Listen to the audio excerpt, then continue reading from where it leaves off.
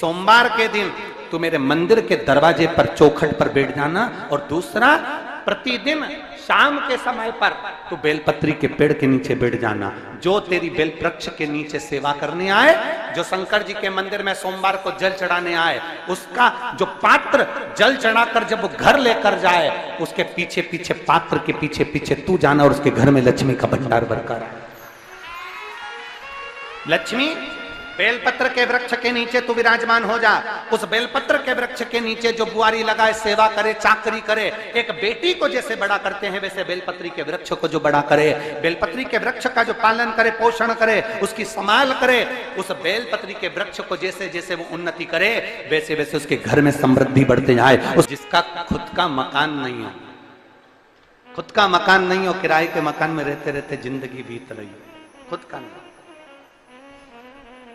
और बहुत दुख का जीवन चल रहा हो, बहुत कष्ट का जीवन, बहुत अपना खुद का कोई मकान नहीं, मान लो प्लाट है पर मकान बन नहीं रहा, या कोई प्रॉपर्टी अपनी नहीं बन रही, तो हम इस व्यासपीठ से कहना चाहेंगे कि एक प्रयोग अवश्य करिएगा, एक प्रयोग अवश्य। अपने आसपास के 5-6 बेलपत्र के वृक्ष देख लीजिए, अपने आसपास के नजदीक के 5-6 बेलपत्र के बड़े बड़े वृक्ष देख लो, या छोटे वृक्ष देख लो। उन 5-6 वृक्ष को धीरे धीरे उनकी सेवा करना प्रारंभ करो, उन वृक्षों को बड़ा करना प्रारंभ करो, उन वृक्ष के नीचे सफाई करना प्रारंभ करो, उन वृक्ष को जल देना प्रारंभ करो, उन वृक्ष को आप खाद देना प्रारंभ करो, उन वृक्ष की सेवा संभाल करना प्रारंभ कर दो, उस वृक्ष के नीचे बुआरी काटना प्रारंभ कर दो, झाड़ू लगाना प्रारंभ कर दो, उस वृक्ष के नीचे सफाई करना प्रारंभ कर दो। उस बेलपत्री के 5-6-7 वृक्ष को आप गोद ले लो। गोद लेना मतलब मैं इसकी सेवा करूंगा, मैं इसमें जल दूंगा, मैं इसके खाद दूंगा, मैं इसकी सेवा करूंगा, कुछ मत करो, बस केवल इस शरीर से उस बेलपत्र के वृक्ष की सेवा करना रोज प्रारंभ कर दो। 6 महीना इंतजार करना और 6 महीना लगातार सेवा करना, 7वां महीना आपका और हमारा, और बताना कि भोलेनाथ ने प्रॉपर्टी दिलाई कि नहीं दिलाई और आगे बढ़ाया।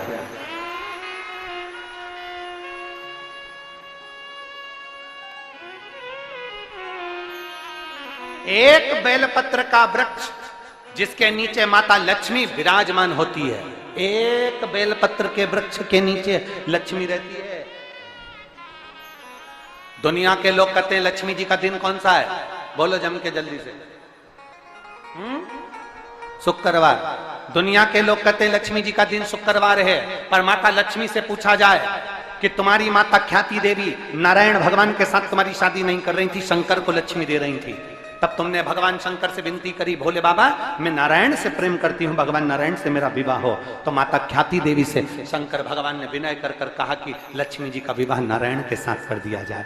भगवान नारायण के साथ जब लक्ष्मी जी का विवाह हो गया, तब लक्ष्मी जी हाथ जोड़कर बोलती हैं, बाबा मेरा विवाह नारायण के साथ हो गया, पर मैं आपके चरणों की सेवा करना चाहती हूँ, बाबा आप कृपा करिए कि मैं क्या करूं आपके लिए। शंकर भगवान कहते हैं, लक्ष्मी बस 2 चीजें कर दे, एक सोमवार के दिन तू मेरे मंदिर के दरवाजे पर चौखट पर बैठ जाना, और दूसरा प्रतिदिन शाम के समय पर तू बेलपत्री के पेड़ के नीचे बैठ जाना।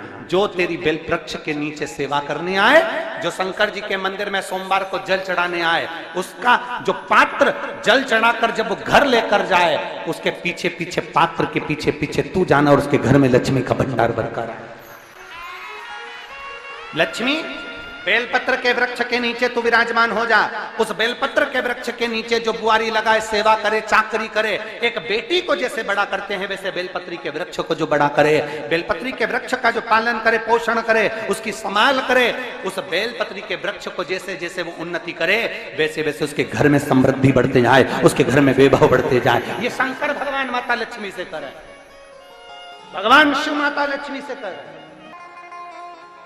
तो भस्म, अगर शिव के मंदिर में भस्म मिल जाए, शंकर पर चढ़ी हुई भस्म अगर मिल जाए तो, और अगर भस्म ना मिले ना, तो शंकर के जो शंकर भगवान का जो शिवलिंग है, शिवलिंग के आसपास में जो जलाधारी है, यहाँ अगर भस्म ना मिले तो इस जलाधारी पर अपना हाथ स्पर्श कर कर अपने तन पर उसको लगाकर जरूर आओ। भस्म एक शंकर पर चढ़ा हुआ जल, दूसरे नंबर पर है शंकर पर चढ़ी हुई भस्म। ये दो स्पर्श जरूर, स्पर्श। एक भस्म का एक बड़ा सुंदर चरित्र आता है। दूसरा, जिस भूमि पर बैठकर कथा सुनो उसकी रज को अपने मस्तक पर थोड़ा सा लगाकर अवश्य जाओ, वो जीवन का एक आनंद है। और शंकर के मंदिर में जाओ तो दो चीजें अवश्य लेकर आओ। पहला, शंकर जी पे चढ़ा हुआ, जम के बोलो, जल अवश्य लेकर आओ।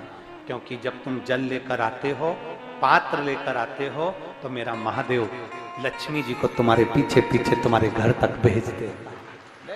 चढ़ी हुई बेलपत्र मत खाओ, लोग कहेंगे शंकर पर चढ़ा हुआ ये मत खाओ। हम इस व्यासपीठ से निवेदन करना चाहेंगे कि आप अगर दिल रखकर अपने बाबा से कहोगे ना, तो बाबा पर चढ़ा हुआ जो जल है ना, वो जल साधारण नहीं रहता। मेरा भोलेनाथ जब दुनिया को अमृत देता है तो तुमको भी अमृत दे देता है। दो चीजें कभी मत छोड़ो। अगर मंदिर में गए हो तो दो चीजें कभी मत छोड़ो।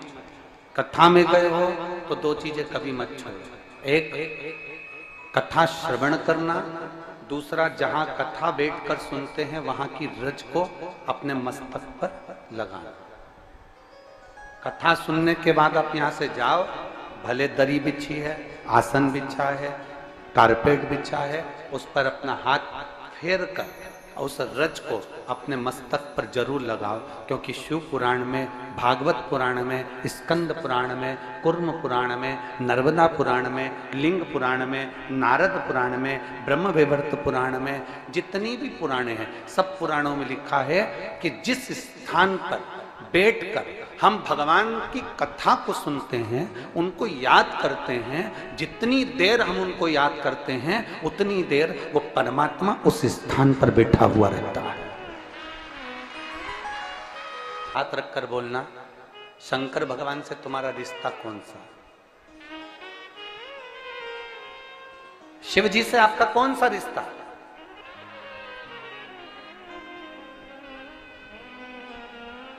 शंकर भगवान को आप क्या मानते हो?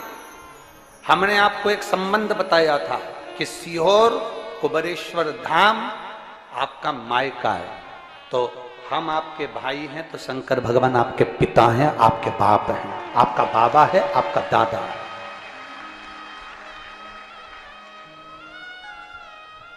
अब आपसे हम प्रश्न करें, उत्तर मेरी कुरुत की बहनें भी देंगी और मेरे जीजा उन भी देंगे और मेरी बेटियां और मेरे बेटे देंगे। आपसे प्रश्न करें, अगर बेटी को दुख होगा तो क्या वो अपने बाप से नहीं कहेगी? बोलो तो जम के। बेटी को तकलीफ है, वो अपने बाप से ना कहेगी। बेटे को तकलीफ है तो वो अपने पिता से, अपनी मां से नहीं कहेगा, मम्मी मुझे ये तकलीफ है, पापा मुझे ये दुख है, मां मुझे ये तकलीफ है, पिताजी मुझे ये कष्ट है। क्या वो अपने माँ बाप से नहीं कहेंगे? क्या वो अपने माँ बाप से विनय नहीं करेंगे?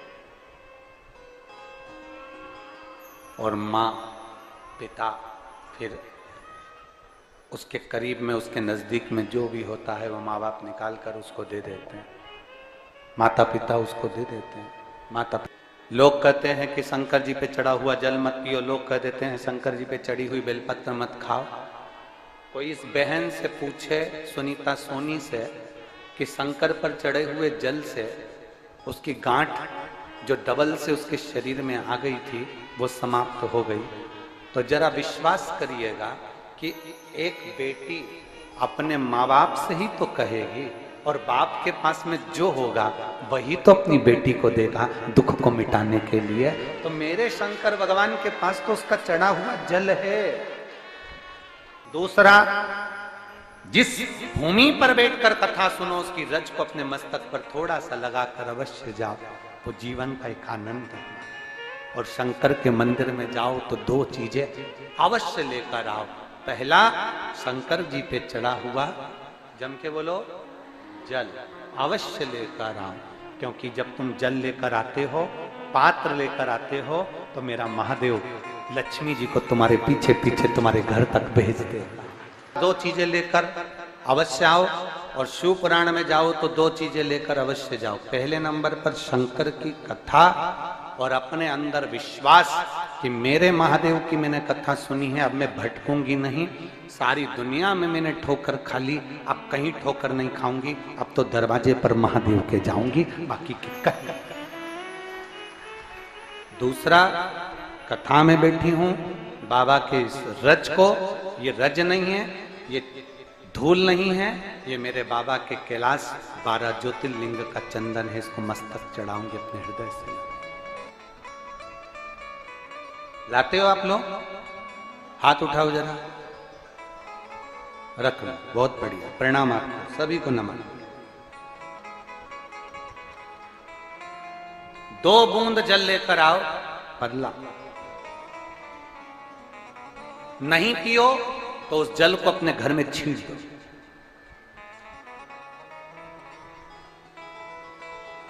नहीं पी सकते, उस जल को छींट दो। सारे घर के लोग नहीं पी रहे, उस जल को मटके में डाल दो, हंडे में डाल दो। 2 बूंद जल हंडे में डाला, सब पी गई। आपको अलग अलग किसी को देने की जरूरत नहीं पड़ी, किसी को नहीं। हंडे में डाल दो, मटके में डाल दो, सब उस पानी को पीना रात।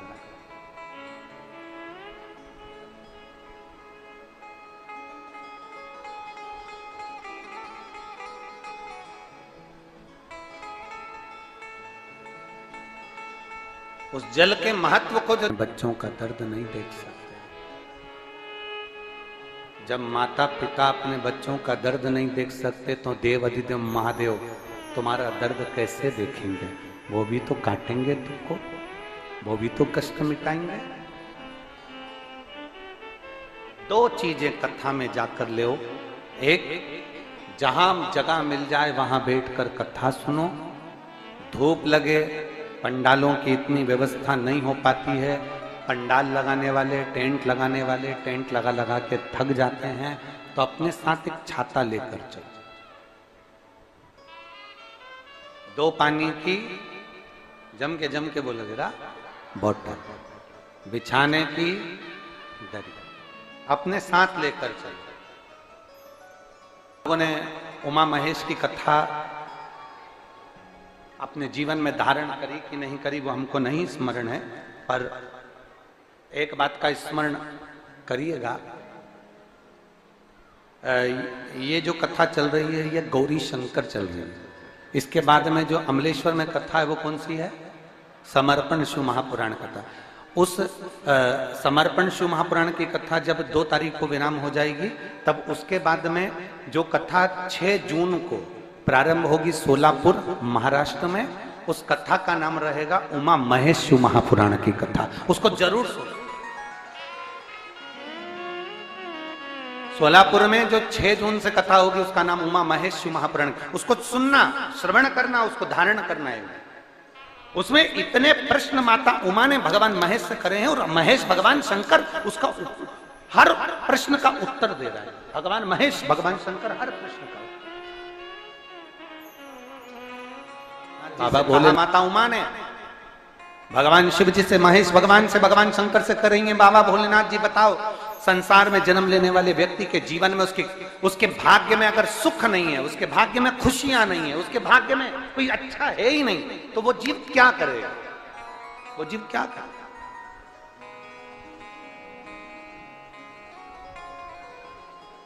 भगवान शंकर कह रहे हैं, पार्वती,